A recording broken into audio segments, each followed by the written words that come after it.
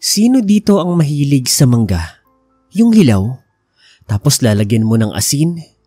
Tapos sili? O kaya naman sasawsaw mo sa may toyo na may sili din? O ang the best, bagoong alamang na sobrang anghang. Sarap.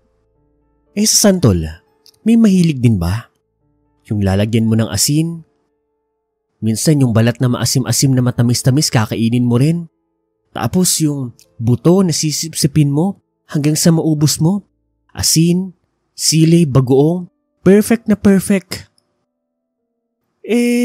Sa bayabas, may mahilig ba? Ako kasi sa 3 prutas na yan, ang pinakapaborito ko ang bayabas. Lalagyan mo ng asin, sili, pwede ring bagoong. Depende sa trip at sa mood ko. Kayo, anong paborito nyo? Comment down below nga. Kung bakit ko naman tinatanong sa inyo ito, Sir Paul, mga tagapakinig, dahil tungkol sa isa sa mga prutas na nabanggit ko ang kwento natin. Yun ay walang iba kundi ang paborito ko, ang bayabas. Pero bago yan, magpapakilala po muna ako. Hello sa inyong lahat. Tawagin niyo na lang po akong Apong. Ang karanasang ito ay naganap noong kabinataan ko pa. Siguro mga 16 or 17 years old ako. Hindi ko na matandaan. Noong mga panahon na yan, graduate na ako ng high school. Sa kasamaang palad, hindi na po kinayanan ng mga magulang ko na pag-aralin ako ng kolehiyo. Wala, namin kasi namin Hindi naman ako nagtampo sa kanila. Ayos lang. Magtatrabaho na lang ako. Noong mga panahon na yan ay nagtatrabaho na po ako. Tindera ako ng balot sa gabi at sa umaga, nagsasaka ako sa bukid o di naman kaya nag-iitik. Anyway, heto na nga. Noong mga panahon po na iyon, meron din ako matalik na kaibigan, si Goyong. Katulad ko hindi na rin po siya nag-aaral at ang trabaho niya ay katulad lang din ng sa akin. Masasabi kong best friend ko siyang maituturing, kababata, kapitbahay. Isang araw noon, Apong, alam mo ba, may kinuwento sa akin yung isang tropa taga-kabilang baryo. Ano na naman yan, Goyong? Sabi nila, meron daw bayabas na kulay asul sa kagubatan doon sa kabilang nayon. Nga pala, Sir Paul, taga Leyte po kami. Sa bandang kabundukan ng Dagami. Saan banda? Doon sa may Burawen. Gago ka ba? Kailan pa nagkaroon ng asul na bayabas? Dilaw meron pa kung hinog at pabulok na. Kahit naman ako hindi rin naniniwala. Pero alam mo ba? Kahit yung mga matatanda doon sa kabilang nayon, naniniwala din. At sabi, kapag nakakain ka raw o nakakagat lang kahit ng isa o maliit na parte mula doon sa bayabas nga na asul, lalakas ka raw. Paanong lalakas? Baka superpowers? Oo. Ay nako, kanonood mo yun ng mga pelikula Nasisiraan ka na. Seryoso ako. Puntahan natin. Papatunayan ko siyang totoo yun. Papatunayan mong totoo, hindi ka nga sigurado na totoo ang bagay na yun. Mabuti papuntahan na lang natin. Ano, tara? Wala akong nagawa noon. Sa totoo lang marami akong utang na loob doon sa kaibigan kong yun. Madalas niya akong tinutulungan, sinasamahan, moral support ba? Lalo na sa mga problema ko sa buhay. Kaya yung bagay na yun, wala akong nagawa. Dahil sa totoo lang, hindi naman talaga siya mapaghingi o mapagsumbat. Sadyang yung mga trip niya lang minsan, sinasakyan ko na lang din.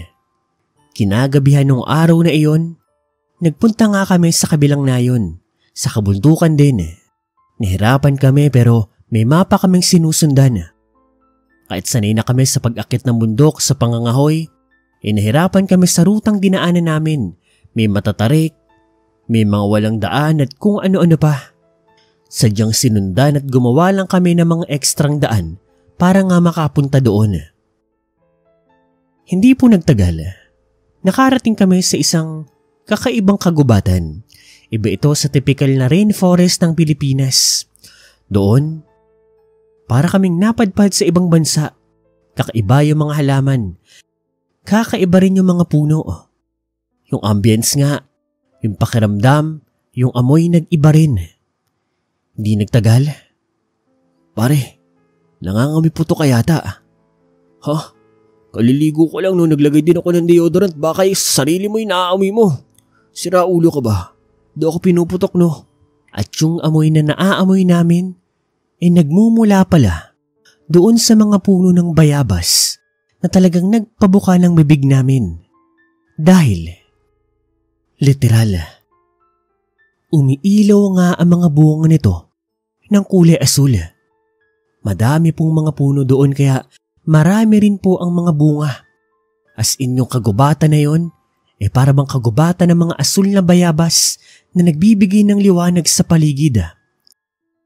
Nang kukuha na sana kami ng isa, bigla naman kaming nakarinig ng mga taong paparating. Agad akong hinila ni Goyong papunta sa isang tagong parte doon. At doon, nakita namin na may dumating na mga tao.